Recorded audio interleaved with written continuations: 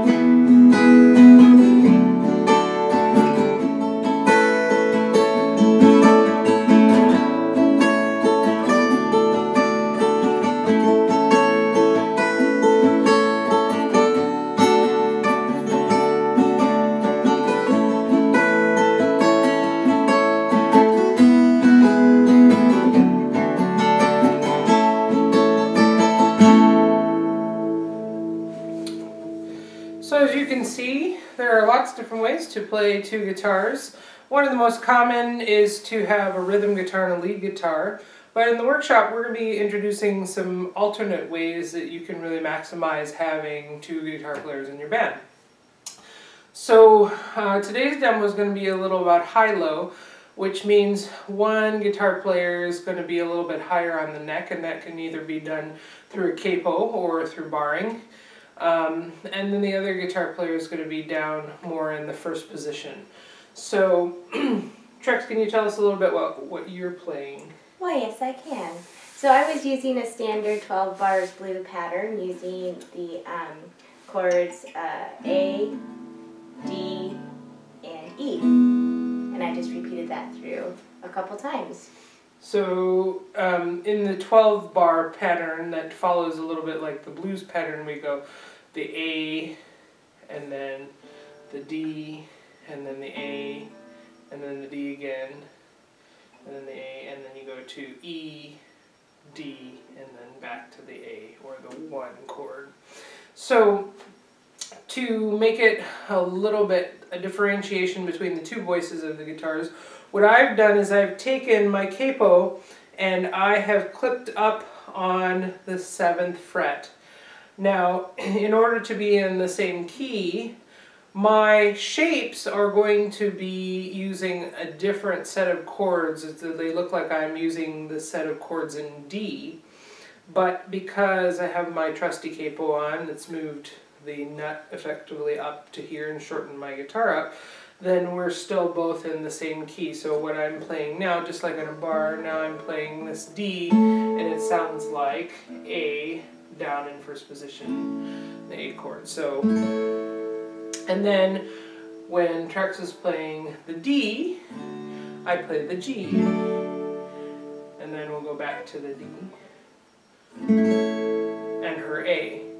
And then when she goes to E, I'm using an A, and then her D is my G, and her A is back on my D.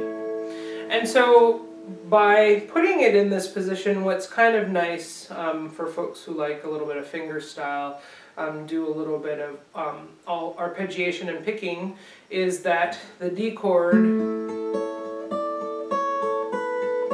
has a few little things that you can use your pinky and hammer on or pull off and still have a little melodic in there without moving your hand around too much. The G also has a little note in the bass that you can hammer on, so that's kind of a nice little chord to play with. And the A has a little motion down on the 2nd string that you can push up, and that's called a suspension, and then put it back into the regular position. So you have some flexibility in even the voicing of the chord to give yourself a little bit of melodicness to that without actually having to do a full lead or know a scale pattern. So we're going to try that one more time. So we'll start with the one guitar and the open chords, and then I'll go through and show you a few different ways you can use this set of chords on top of that to make a dangerous duo. Alright.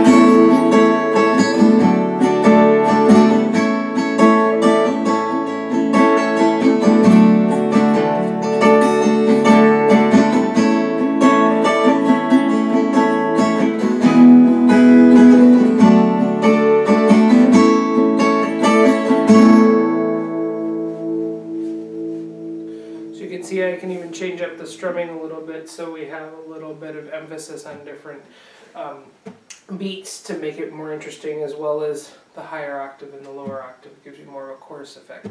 So, if you want to learn a little bit more about playing off two guitars, come on and join us on Saturday for the Dangerous Duos Guitar Workshop. Thanks!